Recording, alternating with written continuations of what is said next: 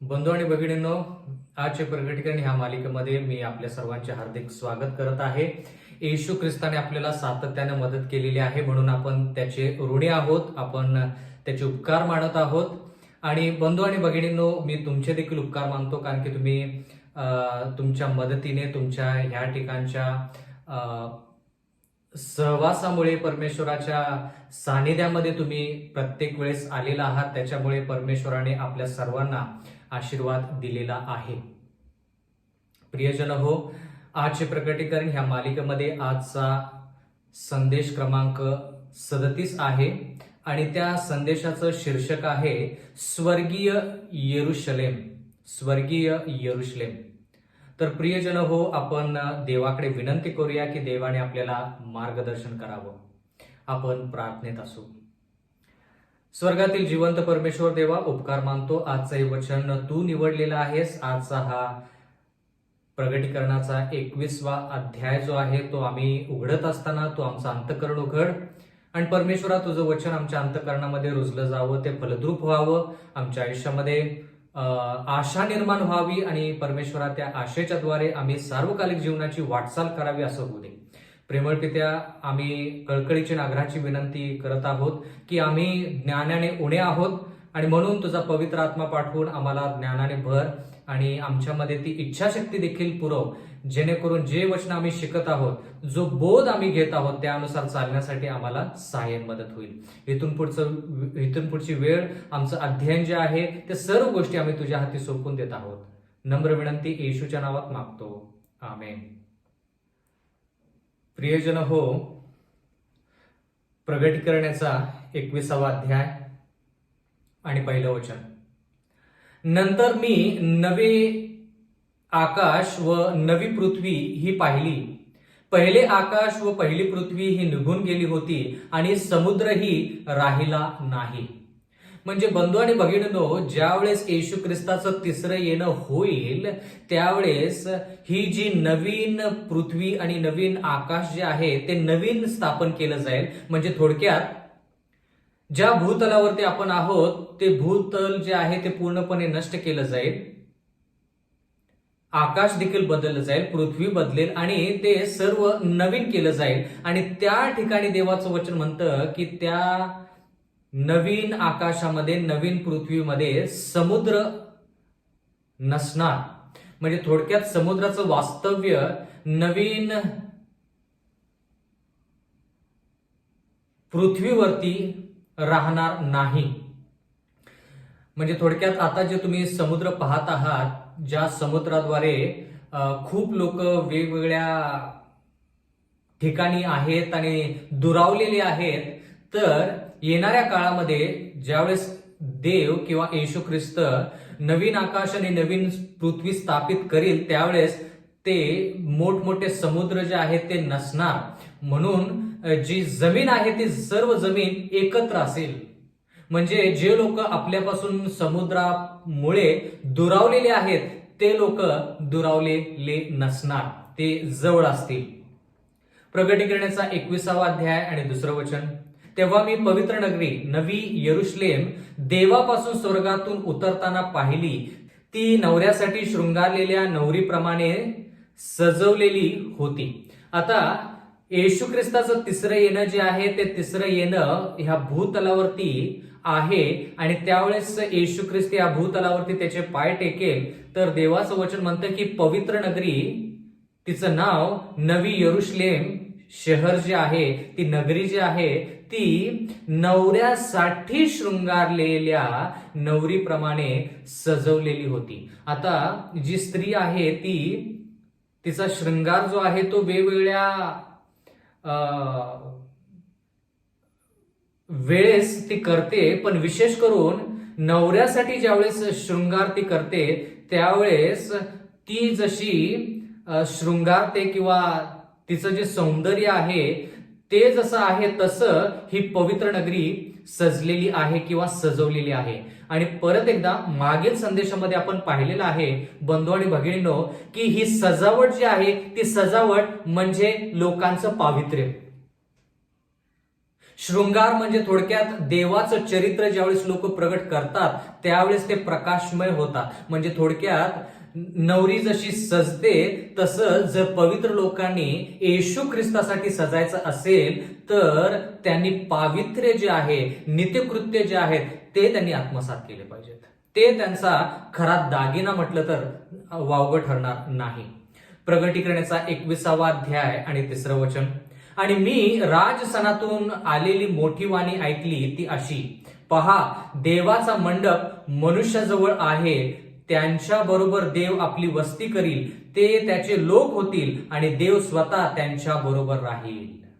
बघा, म्हणजे ह्या ठिकाणी मंडप, देवाचे मंडप जे आहे ते देवाचे मंडप एका विशिष्ट गोष्टीसाठी ह्या ठिकाणी नमूद केलेलं आहे. आठवतंय का, निर्गम या पुस्तकामध्ये ज्यावेळेस मोशेला मंडप तयार करायला सांगितलं किंवा निवास मंडप तयार करायला सांगितलं त्यावेळेस देवाने त्या ठिकाणी मोशेला सांगितलं की लोकांनी माझ्यासाठी निवास मंडप करावा जेणेकरून मी त्यांच्यामध्ये येऊन वस्ती करेन. याच्याविषयी आपण निर्गम याचा 25वा अध्याय 8 वचन आणि त्याच्यानंतर पुढे जर वाचलं तर त्या ठिकाणी देव लोकांमध्ये येऊन वस्ती करू इच्छितो असं त्यानं इस्रायल लोकांना देखील सांगितलं. आणि म्हणून देवाने सांगितलं की त्यांनी माझ्यासाठी एक मंडप बांधावा. आता त्या ठिकाणी जर आपण थोडा विचार केला बंधू आणि भगिनींनो, तर कोणते लोक मंडप बांधतील? ज्या लोकांना खरीच ओढ आहे, त्या लोकांच्या अंतःकरणामध्ये आतुरता आहे की देवानं येऊन आमच्यामध्ये वस्ती करावी, फक्त तेच लोक मंडप बांधतील, बाकीचे लोक मंडप बांधणार नाहीत. म्हणजे त्या ठिकाणी आपण असं पाहिलं की ज्या लोकांनी मंडप बांधलं त्या लोकांची इच्छा ही होती की देवाने त्यांच्या संती आणि ते देवासंती राहावेत. तर बंधू आणि भगिनींनो, आपण हा मुद्दा जो आहे तो व्यवस्थित पाहायला पाहिजे. हा मुद्दा आपल्याला असं सांगतो की जर देवाने आपल्या बरोबर वस्ती केली पाहिजे आणि आपण देवासंती वस्ती करायची तर त्याच्या अगोदर आपण पापापासून वेगळं झालं पाहिजे. बंधू आणि भगिनींनो, मत्तई याचा 1ला अध्याय जर तुम्ही 21वा वचन आणि 23वा वचन जर वाचलं तर त्या ठिकाणी येशू आणि इमॅन्युअल या शब्दांचा अर्थ दिलेला आहे. मत्तई 1:21 आणि 23. त्या ठिकाणी येशू म्हणजे पापापासून तारणारा, म्हणजे पापापासून लोकांना वेगळं करणारा. आणि त्याचं दुसरं नाव इमॅन्युअल. इमॅन्युअल म्हणजे आम्हा बरोबर देव. म्हणजे जोपर्यंत येशू नाही तोपर्यंत इमॅन्युअल नाही. आणि दोघं एकच व्यक्ती आहेत. येशू आणि इमॅन्युअल दोघं एकच व्यक्ती आहेत, पण त्यांचं कार्य काय पहा. येशू म्हणजे पहिलं पापापासून मुक्तता, इमॅन्युअल म्हणजे मग देवाबरोबर आपण एक होतो. म्हणजे जोपर्यंत आपण पापापासून वेगळे होत नाही तोपर्यंत देवासंती आपण राहू शकत नाही. म्हणून बंधू आणि भगिनींनो, ह्या ठिकाणी देवाचं वचन म्हणतं की पहा देवाचा मंडप मनुष्याजवळ आहे. म्हणजे काय, ह्या लोकांनी जे येशू ख्रिस्ताच्या 3ऱ्या आगमनाच्या वेळेस पवित्र नगरीमध्ये आहेत त्या लोकांनी पहिलं पापापासून ते वेगळे झालेले आहेत. म्हणजे येशू ख्रिस्ताने त्यांना पापापासून वेगळं केलं आणि मग ते देवासंती आहेत, म्हणजे येशू ख्रिस्तासंती आहेत. तीच संकल्पना आपण मोशेच्या काळामध्ये ज्यावेळेस मोशेला सांगितलं की मंडप तयार कर, देवासाठी मंडप तयार कर, तर त्या ठिकाणी ह्याच गोष्टी होत्या. हीच संकल्पना होती की पहिलं पापापासून मुक्तता आणि मग देव त्यांच्यामध्ये येऊन वस्ती करेल. देवाचं वचन म्हणतं त्याच्याबरोबर देव आपली वस्ती करेल. प्रगटीकरणाचा 21वा अध्याय 3रं वचन. ते त्याचे लोक होतील आणि देव स्वतः त्यांच्या बरोबर राहील. पहा, म्हणजे बंधू आणि भगिनींनो, देवाचं वचन फार शक्तिशाली आहे. मी सखोल अभ्यास करू शकतो तुमच्या संती, पण वेळेअभावी मी तुम्हाला एवढंच म्हणू शकतो की आपण जरी ह्या भूतलावरती म्हणत असो की आपण देवाचे लोक आहोत, तर खऱ्या अर्थानं आपण देवाचे लोक कधी होऊ? ज्यावेळेस देव आपल्या संती राहिला आणि आपण त्याच्या संती राहू, तर त्यावेळेस खऱ्या अर्थानं आपण त्याचे लोक होऊ. त्याचा अधिकार आपल्यावरती येईल. आता याच्याविषयी आपण थोडं जास्त शिकूया. 2 कोरिन्थीकरास पत्र याचा 6वा अध्याय आणि 16 वचन. दुसरे करंथीकरास पत्र याचा 6वा अध्याय आणि 16वे वचन. देवाच्या मंदिराचा मूर्तीबरोबर मेळ कसा बसणार? आपण तर जिवंत देवाचे मंदिर आहोत. देवाने असे म्हटले आहे की मी त्यांच्यामध्ये वास करीन, मी त्यांच्यामध्ये वास करून राहीन, मी त्यांचा देव होईल व ते माझे लोक होतील. म्हणजे आपलं शरीर जे आहे ते देखील देवाचं मंदिर आहे, ते देखील देवाचं मंदिर आहे. आणि त्या मंदिरामध्ये देव राहू इच्छितो. आणि म्हणून देवाचं वचन म्हणतं की ज्यावेळेस देव आपल्यामध्ये येईल त्यावेळेस तो आपला देव होईल आणि आपण त्याचे लोक होऊ. पुढचं वचन दुसरे करंथीकरास पत्राचा 6वा अध्याय आणि 17 वचन. म्हणून त्यांच्यामधून निघा व वेगळे व्हा असे प्रभू म्हणतो, आणि जे अशुद्ध त्याला शिवू नका, म्हणजे मी तुम्हाला स्वीकारेन. आता ही भाषा तुम्हाला अगोदर कुठे वाचलेली आठवते का? त्यांच्यामधून निघा, वेगळे व्हा, आणि अशुद्ध जे आहे त्याला शिवू नका, म्हणजे मी तुम्हाला स्वीकारेन. आठवतं का प्रगटीकरणाचा 18वा अध्याय? त्या ठिकाणी त्या देवदूताने संदेश सांगितला आणि तो संदेश असा होता की बाबेलमधून तुम्ही बाहेर या. म्हणजे ज्या बाबेलवरती पीडा येणार आहे ती पीडा तुमच्यावरती येणार नाही. म्हणजे त्याच गोष्टी पाऊल दुसरे करंथीकरास पत्र याचा 6व्या अध्यायामध्ये देखील तीच गोष्ट, तीच भाषा नमूद करत आहे. म्हणून बंधू आणि भगिनींनो, प्रगटीकरण आणि दानिएलचा अभ्यास जो व्यक्ती करेल त्याला खरंच त्याच्या बुद्धीला चालना मिळेल. कारण की का पुढं पाठीमागं आपल्याला विचार करावा लागतो. ते शब्द, ती भाषा कुठे वापरलेली आहे ती शोधल्यानंतर आपल्याला बाकीचे वचनं देखील कळतात. म्हणजे प्रगटीकरण आणि दानिएलचा अभ्यास करत असताना आपल्याला बाकीच्या पुस्तकांचा देखील अभ्यास होतो. दुसरे करंथीकरास पत्र याचा 6वा अध्याय आणि 18 वचन. आणि मी तुम्हाला पिता असा होईन, तुम्ही मला पुत्र व कन्याचे व्हाल, असे सर्व समर्थ प्रभू म्हणतो. म्हणजे देवाची इच्छा आहे की आपण त्याचे पुत्र आणि कन्या व्हावं आणि तो आपला पिता व्हावा. म्हणून देव काय म्हणत आहे की तुम्ही त्यांच्यापासून वेगळे व्हा. म्हणजे थोडक्यात देव ह्या ठिकाणी असं म्हणत नाही की तुम्ही आणि मी पापी लोकांसंती काही संबंध ठेवायचा नाही, काही नातं जोडायचं नाही, असं ह्या ठिकाणी देव म्हणत नाही. देव असं म्हणत आहे की जरी आपलं नातं त्यांच्या संती असलं तरी देखील त्यांचे जे मार्ग आहेत, पापी लोकांचे जे मार्ग आहेत, पापी लोकांचे जे विचार आहेत, ते आपले मार्ग, ते आपले विचार नसावेत. त्या दृष्टिकोनातून देव म्हणत आहे की वेगळे व्हा. पण आपण प्रत्येक पापी व्यक्तीसाठी लढलं पाहिजे, त्याच्यासाठी आपण प्राणांची आहुती देखील दिली पाहिजे, त्याचा बचाव आपण केला पाहिजे. बंधू आणि भगिनींनो, देवाचं वचन जे आहे ते देवाचं वचन फार शक्तिशाली आहे, फार महत्वाचं आहे. आणि हे जे वचन आहे या वचनाद्वारेच आपल्या आयुष्यामध्ये संजीवनी होऊ शकते. आता याच्याविषयी आपण थोडं जास्त शिकूया. देव आपल्याबरोबर आणि आपण देवाबरोबर, देव आपल्यामध्ये वस्ती करू इच्छितो असं आपण शिकत आहोत. आता हा जो विचार आहे हा विचार आपण आणखी थोडा जास्त शिकूया. एजेकेल ह्या पुस्तकाकडे जाऊया. एजेकेल याचा 36वा अध्याय आणि 26वे वचन. एजेकेल याचा 36वा अध्याय आणि 26वे वचन. मी तुम्हाला नवे हृदय देईन, तुमच्या ठाई नवा आत्मा घालीन, तुमच्या देहातून पाषाणमय हृदय काढून टाकीन व तुम्हाला मांसमय हृदय देईन.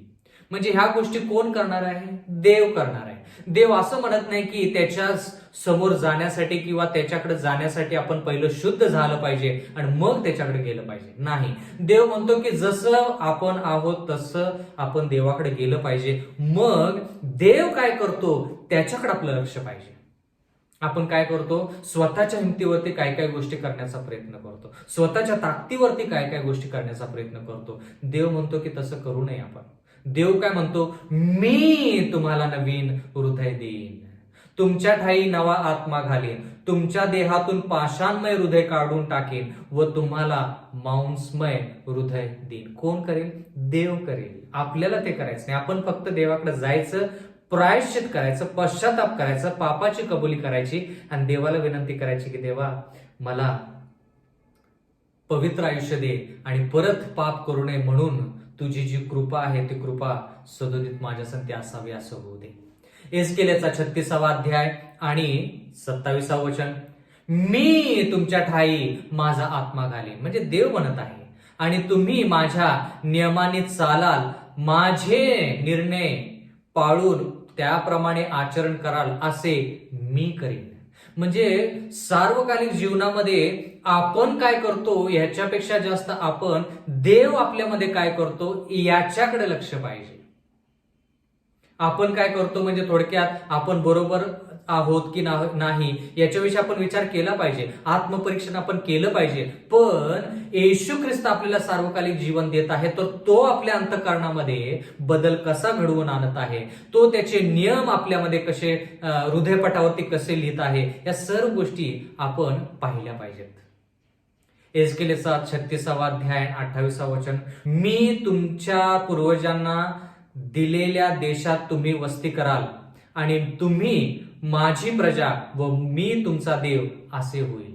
म्हणजे ह्या ठिकाणी देव म्हणत आहे की जे अभिवचन मी इस्रायल लोकांना दिलं, जे अभिवचन मी उत्पत्तीपासून लोकांना सांगत आलेलो आहे की मी तुम्हाला वचनदत्त देशामध्ये घेऊन जाईन, आणि यरुशलेम शहरामध्ये इस्रायल लोकांना तो घेऊन गेला, कनान देशामध्ये तो लोकांना घेऊन गेला, पण स्वर्गीय जो कनान देश आहे त्याच्यामध्ये देव म्हणत आहे की मी तुम्हाला त्या देशामध्ये घेऊन जाईन आणि त्या ठिकाणी तुम्ही माझी प्रजा आणि मी तुमचा देव असे होईल. प्रगटीकरणाचा 21वा अध्याय आणि 4थं वचन, तो त्यांच्या डोळ्यांचे सर्व अश्रू पुसून टाकील, ह्यापुढे मरण नाही, शोक, रडणे व कष्ट हे नाहीत, कारण पहिल्या गोष्टी होऊन गेल्या. म्हणजे बंधू आणि भगिनींनो, जर तुम्हाला कोणाचं अंतःकरण जिंकायचं असेल तर हे वचन त्यांच्यासमोर मांडा. हे वचन त्यांना सांगा की स्वर्गाच्या राज्याची तुम्ही वाटचाल करा. तुम्ही विधर्मी आहात, तुम्ही वेगवेगळ्या देवतांच्या पाठीमागे लागलेला आहात, पण तुम्ही जर येशू ख्रिस्ताच्या पाठीमागे लागला, येशू ख्रिस्ताचा स्वीकार केला, तर येशू ख्रिस्त तुमचे अश्रू पुसून टाकेल. मग बघा त्यांच्या अंतःकरणामध्ये किती फरक पडतो. त्यांना सांगा की स्वर्गाच्या राज्यामध्ये मरण नाही. कारण की खूप लोक विचार करतात आणि त्यांची विचारधारा अशी आहे की जर एखाद्या व्यक्तीची इच्छा पूर्ण झाली नाही तर मरणानंतर त्याचा आत्मा भटकत राहतो. पण देवाच्या वचनामध्ये लिहिलेलं आहे की तसं नाही, आत्मा भटकत राहत नाही आणि स्वर्गाच्या राज्यामध्ये मरण नाही, त्या ठिकाणी शोक नाही, त्या ठिकाणी रडणे नाही व कष्टही नाहीत. म्हणजे ह्या सर्व गोष्टी जर तुम्ही विधर्मी लोकांना सांगितलं तर त्यांचं अंतःकरण कोमल होईल आणि त्यांना कळून चुकेल की जिवंत देव, एक सत्य देव येशू ख्रिस्त आहे. प्रगटीकरणाचा 21वा अध्याय आणि 5वं वचन, तेव्हा राजसनावर बसलेला म्हणाला, पहा मी सर्व गोष्टी नवीन करतो. तो म्हणाला, लिही, कारण ही वचने विश्वसनीय व सत्य आहेत. बघा, येशू ख्रिस्त म्हणतो की मी सर्व गोष्टी नवीन करतो. म्हणजे तारणाचा जो मार्ग आहे तो निर्मितीच्या योजनेपेक्षाही मोठा आहे. तारणाची जी योजना आहे ती निर्मितीच्या योजनेपेक्षा मोठी आहे. निर्मितीची योजना आपण उत्पत्ती या पुस्तकामध्ये पाहतो, पण तारणाची योजना उत्पत्तीच्या पुस्तकापासून प्रगटीकरणापर्यंत पाहतो. आणि देवाचं वचन म्हणतं की येशू ख्रिस्त सर्व गोष्टी नवीन करणार आहे. म्हणजे ह्या भूतलावरतीच ते नवीन यरुशलेम येणार आहे, ते नवीन यरुशलेम शहर किंवा नगरी येणार आहे. पण देवाचं वचन म्हणतं की हे भूतल किंवा ही पृथ्वी जशी दिसते तशी राहणार नाही, पूर्णपणे ही नवीन होईल. आपण ह्या भूतलावरती आल्यानंतर आपण असं म्हणू शकणार नाही की हा डोंगर मला माहित होता, हे झाड मला माहित आहे, ही नदी मला माहित आहे, हे ठिकाण मला माहित आहे. नाही, सर्व गोष्टी नवीन झालेल्या असणार आहेत. आणि देवाचं वचन म्हणतं योहानाला की योहाना तू हे लिही, कारण की ह्या गोष्टी कोण बोलत आहे? विश्वसनीय व सत्य ह्या गोष्टी बोलत आहे. म्हणजे येशू ख्रिस्त ह्या गोष्टी बोलत आहे. म्हणून योहाना तू ह्या गोष्टी लिही. प्रगटीकरणाचा 21वा अध्याय आणि 6वं वचन, तो मला म्हणाला, झाले, मी अल्फा व ओमेगा म्हणजे प्रारंभ व शेवट आहे. मी ताणलेल्या जीवनाच्या झऱ्याचे पाणी फुकट देईन. देवाचं वचन म्हणतं वाणी झाली, आणि ती वाणी काय म्हणाली? झाले. आता हा शब्द झाले आपण अगोदर कुठे वाचला आहे का? ह्या ठिकाणी असंही म्हटलेलं आहे, मी अल्फा व ओमेगा, म्हणजे सुरुवात आणि शेवट. तर झाले हा शब्द आपण कुठे वाचलेला आहे? प्रगटीकरणाचा 16वा अध्याय, आठवतं का? 7 पिढा. प्रगटीकरणाचा 16वा अध्याय आणि 17 वचन. 7व्याने आपली वाटी अंतराळात ओतली, तेव्हा मोठी वाणी स्वर्गाच्या मंदिरातून राजसनापासून निघाली, ती म्हणाली झाले. म्हणजे 7 पिढा ज्यावेळेस ह्या भूतलावरती येतात पापी लोकांसाठी, त्यावेळेस परमेश्वराचा क्रोध पूर्ण होतो. त्यावेळेस स्वर्गातून वाणी असं म्हणते झाले. म्हणजे थोडक्यात प्रगटीकरण 21 मध्ये पण झाले असा शब्द म्हणजे काय? सर्व गोष्टी आता पूर्ण झाल्या आहेत आणि सर्व गोष्टी निघून जाऊन नवीन गोष्टी या भूतलावरती आलेल्या आहेत, त्याचा अर्थ झाले. येशू ख्रिस्त ह्या ठिकाणी म्हणत आहे की मी अल्फा व ओमेगा, म्हणजे थोडक्यात अल्फा म्हणजे सुरुवातीचं अक्षर आणि ओमेगा म्हणजे शेवटचं अक्षर, आणि त्या अक्षराने शब्द तयार होतो, वाक्य तयार होतं. म्हणजे थोडक्यात येशू ख्रिस्त म्हणतो की मी शब्द आहे, म्हणजे प्रारंभ व शेवट आहे. प्रगटीकरणाचा 21वा अध्याय आणि 7वं वचन. जो कोणी विजय मिळवतो त्याला ह्या गोष्टी वारशाने मिळतील. मी त्याचा देव होईल आणि तो माझा पुत्र होईल. म्हणजे जो वारसा आहे तो वारसा जर आपण सर्वसाधारणतः विचार केला तर वारसा जो आहे तो वारसा वडिलांकडून त्यांच्या लेकराला मिळतो आणि विशेष करून पुत्राला मिळतो, त्याच्या मुलग्याला मिळतो. म्हणून देव ह्या ठिकाणी म्हणत आहे, पुत्र जरी शब्द वापरला असला तर ह्या ठिकाणी पुत्र आणि कन्या दोघांसाठी हा वारसा आहे. आणि तो वारसा कोणाकडून मिळतो? देवाकडून मिळतो. पण कोणाला तो वारसा मिळतो? ज्या लोकांनी विजय मिळवलेला आहे. आता जरा लक्ष द्या, जो कोणी विजय मिळवतो, हे शब्द तुम्ही अगोदर वाचलेले आहेत का? आठवतं का प्रगटीकरणाचा 2रा अध्याय आणि 3रा अध्याय, ज्यामध्ये आपण 7 मंडळांविषयी शिकलो. त्या ठिकाणी शेवटचं वाक्य प्रत्येक मंडळीसाठी काय होतं? जो कोणी विजय मिळवतो, जो कोणी विजय मिळवतो, जो कोणी विजय मिळवतो, 7 वेळेस. म्हणजे थोडक्यात येशू ख्रिस्त ह्या ठिकाणी म्हणत आहे की जो कोणी विजय मिळवतो, म्हणजे ज्या गोष्टी लोकांमध्ये कमी आहेत, ज्यामध्ये त्यांच्या बाजू कमकुवत आहेत, त्या ठिकाणी त्यांनी विजय मिळवून येशू ख्रिस्तासारखं जे आयुष्य जगत आहेत, त्यांच्या पापावरती, त्यांच्या वाईट विचारांवरती त्यांनी विजय मिळवून येशू ख्रिस्ताच्या वचनानुसार जे चाललेले आहेत त्यांना म्हणायचं विजय मिळवलेले. आणि जे विजय मिळवलेले आहेत त्यांना या सर्व गोष्टी ज्या आहेत त्या सर्व गोष्टी वारसा म्हणून देव त्यांना देईल. देव त्यांचा देव होईल आणि आपण सर्वजण देवाचे पुत्र आणि कन्या होऊ, असं देवाचं वचन म्हणतं. प्रगटीकरण 21:8. परंतु भेकड, विश्वास न ठेवणारे, अमंगळ, खून करणारे, जारकर्मी, चेटकी, मूर्तीपूजक व सर्व लबाड माणसे यांच्या वाट्यास अग्नी व गंधकाचे सरोवर येईल, हेच ते दुसरे मरण आहे. म्हणजे ह्या ठिकाणी आपल्याला 2 प्रकारचे लोक पाहायला मिळत आहेत. एक प्रकारचे लोक जे विजय मिळवतात, पापी होते ते, पण त्यांनी पापावरती विजय मिळवला, त्यांनी दुष्टाईवरती विजय मिळवला. म्हणून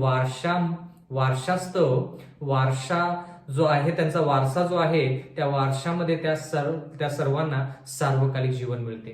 पण जे लोक भेकड, विश्वास न ठेवणारे, अमंगळ, खून करणारे, जारकर्मी, चेटकी, मूर्तीपूजक, आता हे शब्द आपण कुठं वाचलेले आहेत का?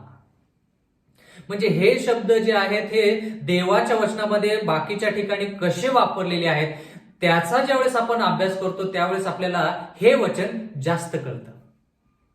आता दानिएलचा अभ्यास आपण केला, प्रगटीकरणाचा अभ्यास आपण करत आहोत. आतापर्यंत तुम्हाला कळलं असेल तुम्ही जाणून घेतलं असेल की अभ्यास करताना कोणकोणत्या गोष्टीचा विचार करायचा, तेच शब्द उचलायचे, देवाच्या वचनामध्ये कसे वापरले ते पाहायचं आणि मग आपण त्याचा अर्थ ह्या वचनाच्या दृष्टिकोनातून काय असेल हे आपण शोधू शकतो. प्रियजन हो, हे जे आपण शब्द शिकत आहोत हे शब्द आपण दुसऱ्या ठिकाणी कुठे पाहिलेले आहेत का पाहूया. गलतीकारास पत्रेचा 5वा अध्याय आणि 19वा वचन. गलतीकारास पत्रेचा 5वा अध्याय आणि 19वा वचन. देहाची कर्मे तर उघड आहेत, तीही जार कर्म, बघा तोच शब्द आहे, अशुद्धपणा, कामातुरपणा. गलतीकारास पत्रेचा 5वा अध्याय आणि 20वा वचन. मूर्तीपूजा, ते शब्द, चेटके, वैर्य, कलह, मत्सर, राग, तट, फुटी, पक्षभेद, ह्या सर्व गोष्टी आहेत. गलतीकारास पत्रेचा 5वा अध्याय 21वा वचन. हेवा, खून, बघा तो शब्द परत आलेला आहे. दारूबाजी, रंगेलपणा आणि अशा इतर गोष्टी. याविषयी मी तुम्हाला पूर्वी जे सांगून ठेवले होते तेच आता सांगून ठेवतो की अशी कर्मे करणाऱ्यांना देवाचे राज्य वतन मिळणार नाही. कळालं का? म्हणजे ह्या ठिकाणी गलतीकारास पत्रेच्या 5व्या अध्यायामध्ये जी भाषा वापरलेली आहे तीच भाषा प्रगटीकरण आपण 21 मध्ये पाहत आहोत. कारण की देवाचं वचन म्हणतं गलतीकारास पत्रामध्ये की अशा लोकांना देवाच्या राज्याचे वतन मिळणार नाही, म्हणजे वारसा जो आहे तो वारसा मिळणार नाही. प्रगटीकरणाचा 21वा अध्याय आणि 9वं वचन. नंतर शेवटल्या 7 पिढांनी भरलेल्या 7 वाट्या ज्यांनी हाती घेतल्या होत्या अशा 7 देवदूतांपैकी एक देवदूत येऊन माझ्याबरोबर बोलला. तो म्हणाला, ये नवरी म्हणजे पोकऱ्याची स्त्री मी तुला दाखवतो. म्हणजे आता थोडक्यात ह्या ठिकाणी थोडं पुढोपाठ घटना होत आहेत. जर 7 पिढांची घटना पाहिजे तर आपल्याला येशू ख्रिस्ताच्या दुसऱ्या येण्याच्या अगोदर 7 पिढा आहेत हे तुम्हाला कळून आलेलं आहेच. पण तरी देखील ह्या ठिकाणी आपण असं पाहत आहोत की 7 पिढा ज्या आहेत त्या 7 पिढा ज्यावेळेस होत आहेत त्यावेळेस देवाचं वचन म्हणतं की योहानाला सांगण्यात आलं की ये नवरी म्हणजे पोकऱ्याची स्त्री मी तुला दाखवतो. म्हणजे ह्या ठिकाणी पवित्र लोक जे आहेत ते पवित्र लोक मी तुला दाखवतो असं ह्या ठिकाणी देवाचं वचन म्हणतं. म्हणजे 7 पिढा ह्या भूतलावरती असताना पवित्र लोक कोण आहेत? ते कोकऱ्याची स्त्री आहे, कोकऱ्याची वधू आहे, असं थोडक्यात योहानाला त्या ठिकाणी दाखवण्यात आलं. प्रगटीकरण 21:10. तेव्हा मी आत्म्याने संचारित झालो असता त्याने मला मोठ्या उंच डोंगरावर नेले आणि पवित्र नगरी यरुशलेम देवापासून स्वर्गातून उतरताना दाखवली. आता स्वर्गातून उतरताना जी यरुशलेम शहराची जी नगरी आहे, पवित्र नगरी जी आहे, ती पवित्र नगरी कोणी पाहिली? योहानाने पाहिली. प्रगटीकरणाचा 21वा अध्याय आणि 11वं वचन. तिच्या ठाई देवाचे तेज होते. तिच्या ठाई देवाचे तेज होते. तेज म्हणजे देवाचं गौरव. म्हणजे जरा लक्ष द्या, ह्या नगरीचा पाया जो आहे तो देवाचं गौरव आहे. पुढे लिहिलेलं आहे, तिच्या ठाई देवाचे तेज होते. तिची कांती अति मौल्यवान रत्नासारखी होती. ती स्फटिकाप्रमाणे लखलखणाऱ्या यास्पे खड्यासारखी होती. आता ह्या ठिकाणी देवाच्या तेज म्हणजे देवाचं गौरव म्हणजे ह्या पवित्र नगरीचा जो पाया आहे ते देवाचं चरित्र आहे, देवाचे गुणधर्म आहेत, देवाचं गौरव, देवाची महिमा आहे. पण महत्वाचा मुद्दा हा की नगरी, ह्या पवित्र नगरीला, ह्या नवीन यरुशलेमला शोभा आणतं कोण? जे लोक पवित्र आहेत, ज्या लोकांनी 7 पिढा ज्यावेळेस ह्या भूतलावरती आल्या त्यावेळेस ते याकोबाच्या संकटाच्या समय जो आहे त्याच्यातून गेले. ज्यावेळेस राष्ट्रीय रविवारचा कायदा आला, नियम आला, त्यावेळेस ते देवासंती टिकून राहिले. जो शेवटपर्यंत टिकून राहील तो तरेल, तो टिकेल, असं आपण मत्तई 24 मध्ये पाहिलं. तर देवाचं वचन म्हणतं त्या लोकांमुळे देवाची नगरी जी आहे ती तेजमय होते. प्रगटीकरण याचा 21वा अध्याय 12 वचन. तिला मोठा उंच तट होता. आता यरुशलेम शहर जे आहे त्या शहराविषयी ह्या ठिकाणी सांगण्यात येत आहे. ती रचना कशी आहे त्या शहराची. तिला मोठा उंच तट होता. त्याला 12 वेशी होत्या आणि वेशींजवळ 12 देवदूत होते. त्या वेशींवर नावे लिहिलेली होती. ती इस्रायलाच्या संतानाच्या 12 वंशांची होती. आता हे नवीन यरुशलेम नगरी जी आहे ती नगरी, तिचा तट जो आहे तो तट फार उंच आहे आणि तिला 12 वेशी आहेत. कधी कधी मी कल्पना करतो, विचार करतो की 12 वेशी का, 12 दरवाजे का, 12 फाटकं का, एका फाटकातून का नाही. तर देवाचं वचन म्हणतं की प्रत्येक वेशीवरती, प्रत्येक फाटकावरती, प्रत्येक दरवाजावरती काय लिहिलेलं आहे, इस्रायल संतान जे आहेत त्यांच्या 12 वंशांची नावं लिहिलेली आहेत. आता जरा लक्ष द्या की असे 12 नावं का. जर तुम्ही इस्रायल लोकांचा विचार केला आणि त्यांचे 12 वंश यांचा जर विचार केला तर प्रत्येक वंशामध्ये काही ना काहीतरी कमतरता आहे. काही ना काहीतरी कमतरता आहे. आता याच्याविषयी आपण प्रगटीकरण ह्या पुस्तकामध्ये अगोदर पाठीमागच्या संदेशांमध्ये विचार विनिमय केला आहे. प्रत्येक वंश जो आहे त्याचा अर्थ काय हे आपण अगोदर पाहिलेला आहे. तर प्रत्येक वंशाचा जो अर्थ आहे त्या अर्थावरून त्यांच्यामध्ये कोणकोणत्या गोष्टी कमी आहेत याच्याविषयी आपल्याला पाहायला मिळालेला आहे. एवढंच नाही तर त्यांनी केलेलं कृत्य, त्यांच्यामध्ये त्यांनी पाप काय केलं, त्यांच्यामध्ये कोणती कमतरता होती हे आपल्याला वंशाप्रमाणे आपण शिकलेलो आहोत. आता जर लक्ष द्या, जे लोक विजय मिळवतील म्हणजे काय. आता इस्रायल लोक त्या काळातले आता सध्या नाहीत. तर जे लोक आज पवित्र आयुष्य जगत आहेत ते आध्यात्मिकरित्या इस्रायल आहेत. पण मोशेच्या काळामध्ये जे इस्रायल लोक होते ते शब्दशः, अक्षरशः इस्रायल लोक होते. पण आजच्या काळामध्ये जर आजच्या लोकांना इस्रायल म्हणायचं तर आपण आध्यात्मिकरित्या इस्रायल आहोत. आणि प्रत्येक व्यक्तीमध्ये काही ना काहीतरी दुर्गुण आहेत किंवा पाप आहे आणि त्यानं त्या पापावरती विजय मिळवला की जे पाप त्याचं होतं त्या पापावरती त्यानं विजय मिळवला की त्या वेशीतून, त्या फाटकातून तो स्वर्गाच्या राज्यामध्ये प्रवेश करेल. फार महत्वाचं आहे. म्हणजे प्रत्येक वंशामध्ये जे वाईट दुर्गुण आहेत तशा प्रकारचे वाईट दुर्गुण आजच्या जगातल्या लोकांमध्ये आहेत. आणि ज्या वाईट दुर्गुणामध्ये ते लोक जगत आहेत त्यांच्यावरती जर त्यांनी विजय मिळवला तर, उदाहरणार्थ कल्पना करा की इस्रायलमध्ये एक वंश आहे आणि त्या वंशाचा अर्थ कल्पना करा, उदाहरणार्थ लबाडी आहे.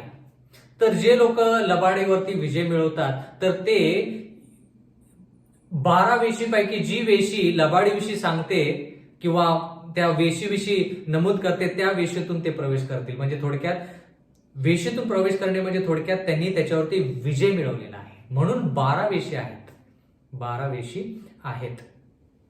पण आज आपण शब्दशः जसे अगोदरचे इस्रायल लोक होते तसे नाही, तर आपण आध्यात्मिकरित्या इस्रायल लोक आहोत. प्रगटीकरणाचा 21वा अध्याय आणि 13 वचन. पूर्वेकडे 3 वेशी, उत्तरेकडे 3 वेशी, दक्षिणेकडे 3 वेशी व पश्चिमेकडे 3 वेशी होत्या. आता ह्या ठिकाणी ह्या सर्व गोष्टी जरी असल्या तर देवाचं वचन म्हणतं की ह्या वेशीतून कोण प्रवेश करेल, जो व्यक्ती विजय मिळवतो तो. प्रगटीकरणाचा 21वा अध्याय 14 वचन. नगरीच्या तटाला 12 पाये होते. आता हे नगरीचं तट जे आहे त्याला 12 वेशी आहेत. म्हणजे त्या 12 वेशीतून कोण प्रवेश करेल याच्याविषयी शिकलो. पण त्या नगरीच्या तटाला 12 पाये आहेत. त्यांच्यावर कोकऱ्याच्या 12 प्रेषितांची 12 नावे होती. आता पाया जो आहे, प्रत्येक जो पाया आहे तो पायाचा जर आपण विचार केला, त्या नगरीच्या तटाचा जो पाया आहे तर 12 पाये आहेत. आता 12 पाये म्हणजे कोण स्थिर राहू शकेल किंवा त्या पायावरती कोण टिकून राहील. पाया म्हणजे काय? आधार. पाया म्हणजे काय? आधार. फाटक म्हणजे, वेशी म्हणजे काय? प्रवेश करणे. कोण व्यक्ती प्रवेश करेल आणि तटाचा जो पाया आहे त्या पायावरती उभा राहील म्हणजे कोण व्यक्ती उभा राहू शकेल. बंधू आणि भगिनींनो, आपल्याला माहित आहे की ज्यानं विजय मिळवलेला आहे तोच फक्त त्या पायावरती उभा राहू शकेल. प्रगटीकरणाचा 21वा अध्याय 15 वचन, जो माझ्याबरोबर बोलत होता त्याच्याजवळ नगरीचे, तिच्या वेशींचे व तिच्या तटाचे मोजमाप घेण्यासाठी सोन्याचा बोरू होता. म्हणजे थोडक्यात त्या पवित्र नगरीची मोजमाप जी आहे, मोजणी जी आहे ती मोजणी करण्यासाठी सोन्याचा बोरू. प्रगटीकरणाचा 21वा अध्याय आणि 16 वचन, मोजमाप काय आहे ते पाहूया. नगरी चौरस होती. नगरी कशी होती? चौरस होती. तिची लांबी जितकी होती तितकीच तिची रुंदी होती. त्याने नगरीचे माप बोरूने घेतले, ते 600 कोस भरले. किती भरले? 600 कोस भरले. तिची लांबी, रुंदी व उंची समान होती. आता 600 कोस किती आहे जरी मला स्पष्टपणे व्यवस्थित जरी सांगता आलं नाही तरी मला माहित आहे की हे नगर जे आहे हे मोठं आहे. फार मोठं असं हे शहर आहे किंवा यरुशलेम नगरी आहे. तर त्या सार्वकालिक जीवनाची आपण वाट पाहत आहोत, जेणेकरून आपल्यामध्ये त्या सार्वकालिक जीवनामध्ये रडणं नाही, शोक नाही, कष्ट नाही, दुःख नाही आणि त्या ठिकाणी सदा सर्व काळासाठीचं जे आयुष्य आहे त्याच्याविषयी आपण शिकत आहोत. प्रगटीकरण याचा 21वा अध्याय आणि 17 वचन. प्रगटीकरणाचा 21वा अध्याय आणि 17 वचन, मग त्याने त्याच्या तटाचे माप घेतले, ते माणसाच्या हाताने 144 हात भरले. माणसाचा हात म्हणजे देवदूताचा हात. म्हणजे प्रियजन हो, ह्या ठिकाणी आपल्याला असं पाहायला मिळत आहे की 144 हात. 144 हा शब्द आपण प्रगटीकरण 7 मध्ये पाहिला, प्रगटीकरण 14 मध्ये पाहिला. आठवतं का? 1,44,000. पण ह्या ठिकाणी 144 हा अंक का आहे? तर माझा असा अभ्यास आहे की 144 जे 12 वंश आहेत त्या 12 वंशाचे 12 जर आपण लोकांचा विचार केला तर 12 गुणिले 12 144. प्रगटीकरण याचा 21वा अध्याय 18 वचन, तिचा तट यास्पे रत्नाचा होता आणि नगरी शुद्ध काचेसारखी शुद्ध सोन्याची होती. मी कधीही आतापर्यंत सोनं जे आहे ते सोनं शुद्ध काचेसारखं पाहिलेलं नाही. म्हणजे जी नगरी आहे ती नगरी शुद्ध काचेसारखी शुद्ध सोन्याची आहे. म्हणजे थोडक्यात सोनं जे आहे नवीन यरुशलेम शहरामध्ये ते सोनं पारदर्शक आहे. पारदर्शक सोनं मी कधी आतापर्यंत पाहिलेलं नाही. आणि देवाचं वचन म्हणतं की अशा प्रकारचं सोनं जे आहे ते त्या नगरीमध्ये आहे. ते सोनं कसं आहे? काचेसारखं शुद्ध पारदर्शक आहे. प्रगटीकरणाचा 21वा अध्याय आणि 19 वचन, नगरीच्या तटाचे पाय वेगवेगळ्या मूल्यवान रत्नांनी शृंगारलेले होते. म्हणजे थोडक्यात आता जे पाये आहेत, नगरीचे तटाचे पाये आहेत ते मौल्यवान रत्नांनी शृंगारलेले आहेत. आता हे मौल्यवान रत्न कोणकोणते आहेत ते आपण पाहूया. पहिला पाया यास्पे, दुसरा नीळ, तिसरा शिवधातू, चौथा पाचू, प्रगटीकरण 21:20, पाचवा गोमेद, सहावा सार्दी, सातवा लसना, आठवा वैडूर्य, नववा पुष्कराज, 10वा सोनलसनी, 11वा याकिंत, 12वा पद्मराग. अशा रत्नांचे ते होते. बंधू आणि भगिनींनो, हे जे मौल्यवान रत्न आहेत हे रत्न आपण आणखी कोणासाठी वापरलेले आहेत याचा आपण थोडा विचार करूया. जर आपण याजक, प्रमुख याजक ह्याचा जर विचार केला तर प्रमुख याजकाच्या पोशाखामध्ये अशा प्रकारचे मौल्यवान रत्न होते. आठवतं का? म्हणजे थोडक्यात देवाला असं सांगायचं आहे की हे मौल्यवान रत्न जे आहेत हे रत्न देवाचे लोक, थोडक्यात म्हणजे देवाचे लोक जसे मौल्यवान आहेत तसे हे रत्न आहेत, आणि हे रत्न जसे मौल्यवान आहेत तसे देवाचे लोक आहेत. म्हणजे तो प्रमुख याजक जो असायचा तो हे रत्न घेऊन ह्याच्यामध्ये पवित्र स्थानामध्ये प्रवेश करायचा आणि सर्व विधी पार पाडायचा. त्याचा पोशाख जो होता त्या पोशाखामध्ये हे मौल्यवान रत्न होते. म्हणजे थोडक्यात देवाचे लोक जसे मौल्यवान आहेत ते देवाचे लोक तो स्वतःवरती घेऊन, स्वतःच्या छातीवरती घेऊन तो पुढे विधी पार पाडायचा. म्हणजे थोडक्यात लोकांना त्यानं जवळ केलं होतं, कारण की मौल्यवान रत्न जे आहेत तशा प्रकारे देवाचे लोक आहेत. प्रगटी करण्याचा 21वा अध्याय 21वा वचन, 12 वेशी 12 मोत्यांच्या होत्या, एक एक वेस एकेका मोत्याची होती. नगरातील मार्ग पारदर्शक काचेसारखा शुद्ध सोन्याचा होता. म्हणजे नगराचा जो मार्ग आहे त्या नगरावरती काचेसारखं शुद्ध सोनं त्या ठिकाणी होतं.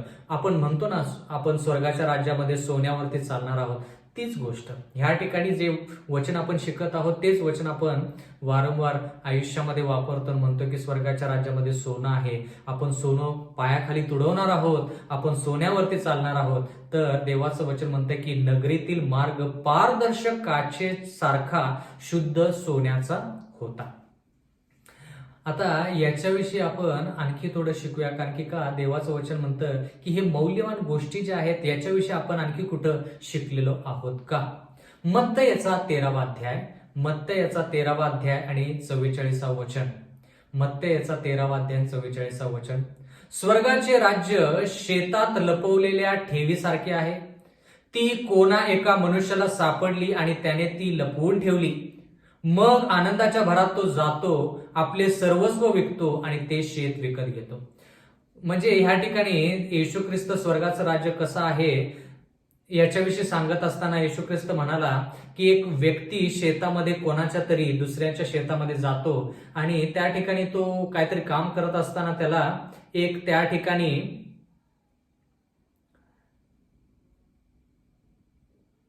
ठेव पाहायला मिळते, एक मौल्यवान रत्न किंवा एक ठेव पाहायला मिळते.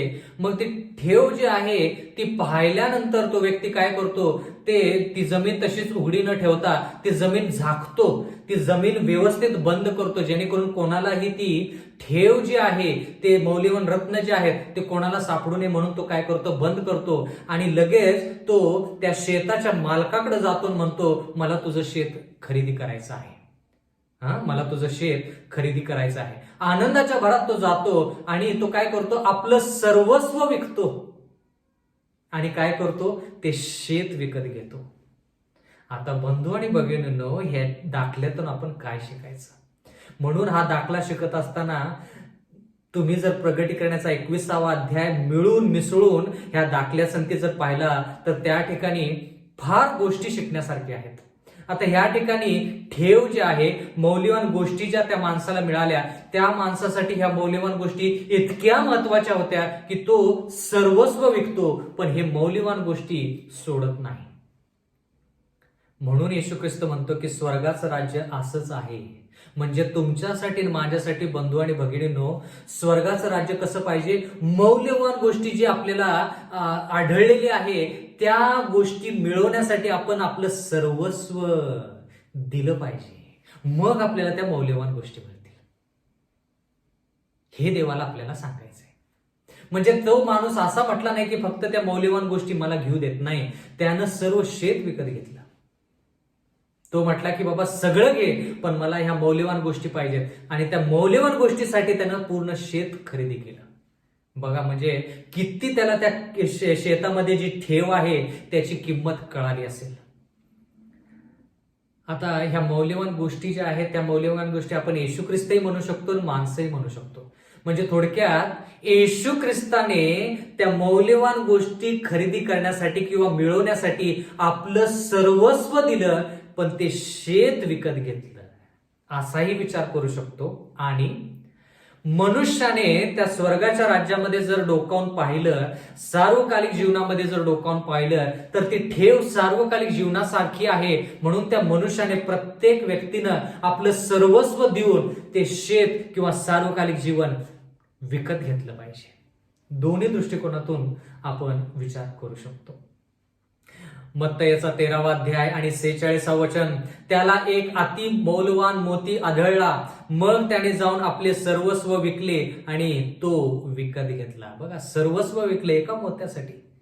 म्हणून म्हटलं, देवाची हे रत्न जे यरुशलेमचा तट जो आहे त्या तटाच्या पायाशी आहेत, म्हणजे ह्या सर्व गोष्टी ज्या आहेत ते सर्व महत्वाच्या आहेत. सर्व काय आहेत? महत्वाच्या आहेत. आता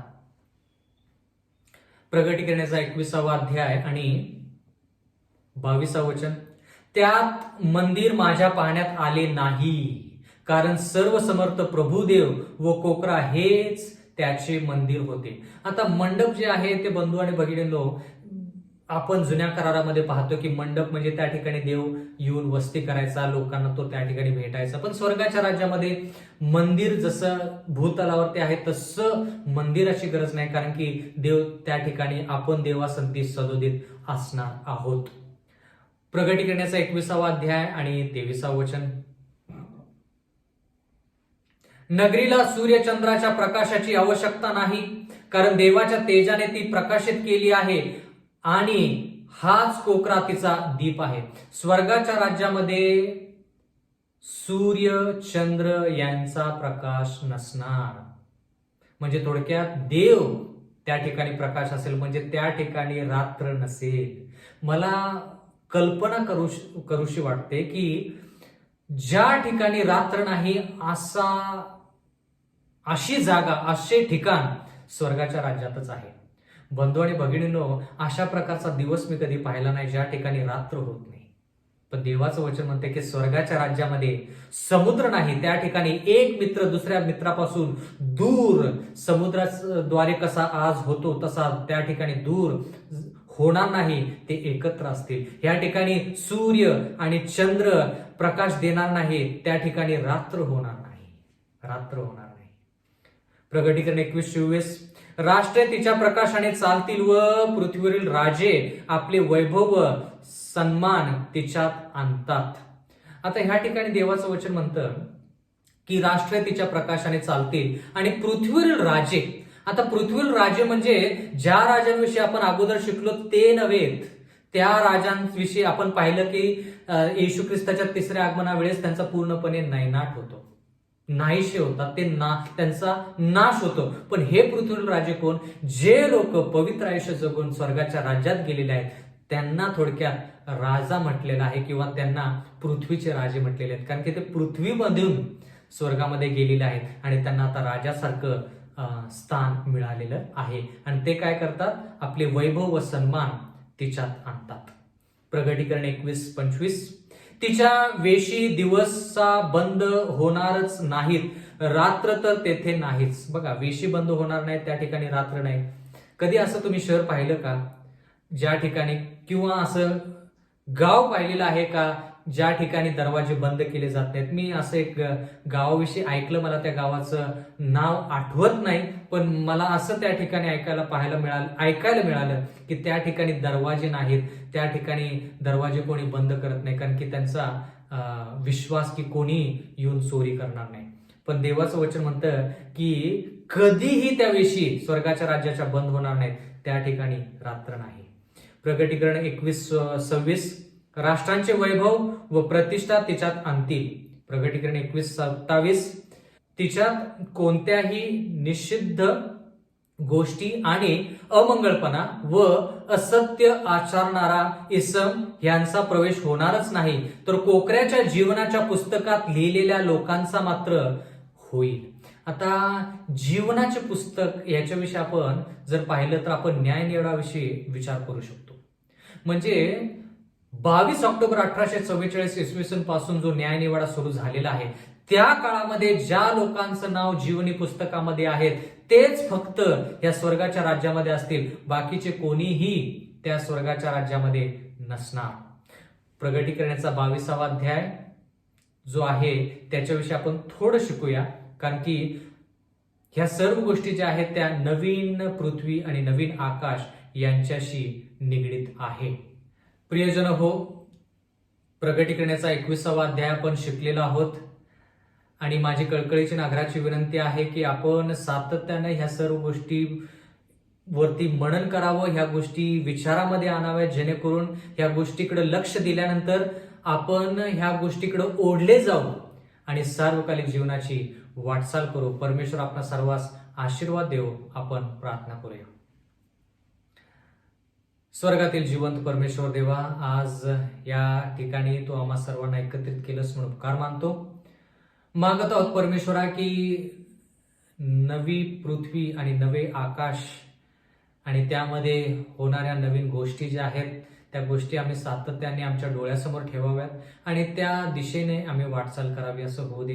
प्रेमळ पित्या, आम्ही पापापासून मुक्त होऊन आम्ही तुझ्या संती सदा सर्व काळासाठी आयुष्य आमचे जे आहे ते तुझ्या संती व्यतीत करावं असं होऊ दे. इथून पुढची वेळ आमचं सर्वस्व तुझ्या हाती सोपून देऊन नम्र विनंती येशूच्या नावात मागतो, म्हणून तो आहे.